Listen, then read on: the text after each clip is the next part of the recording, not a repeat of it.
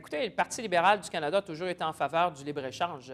On sait que le libre-échange va favoriser généralement l'économie canadienne, l'économie québécoise. Vous savez, on est 8 millions de Québécois et Québécoises et on part d'un marché de 800 millions. Alors, définitivement, il y a des segments de l'économie qui vont en bénéficier. Si vous pensez, par exemple, aux producteurs de porc, aux producteurs de bœuf, ça leur ouvre un très grand marché.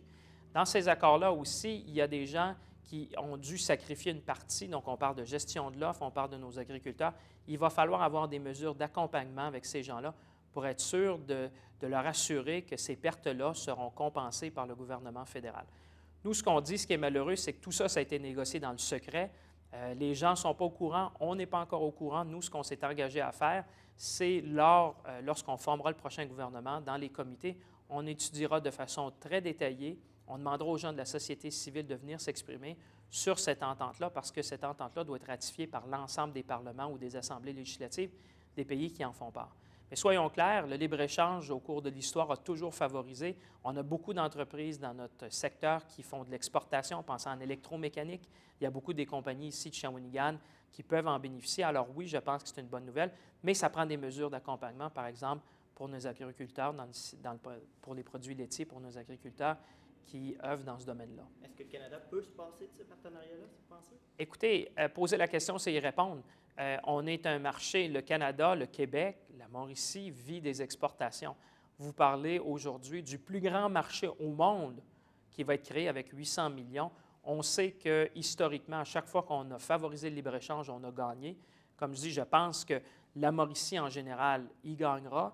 Par contre, il faut être très clair, il faut des mesures d'accompagnement pour les gens, nos producteurs agricoles qui sont soumis à la gestion de l'offre, c'est-à-dire nos produits laitiers, nos produits de volaille et les œufs. Ça prend des mesures d'accompagnement, mais je pense que de façon générale, ça devrait être bénéfique pour la région. Et la meilleure façon justement d'accompagner ces producteurs-là, ce serait comment?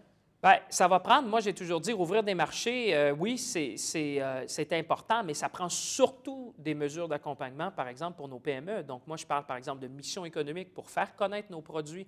Je vous parlais de l'électromécanique. On a plus de 1200 employés dans le Shawinigan qui travaillent dans l'électromécanique. On va avoir besoin de mesures d'accompagnement pour accompagner nos PME à exporter dans ces marchés-là.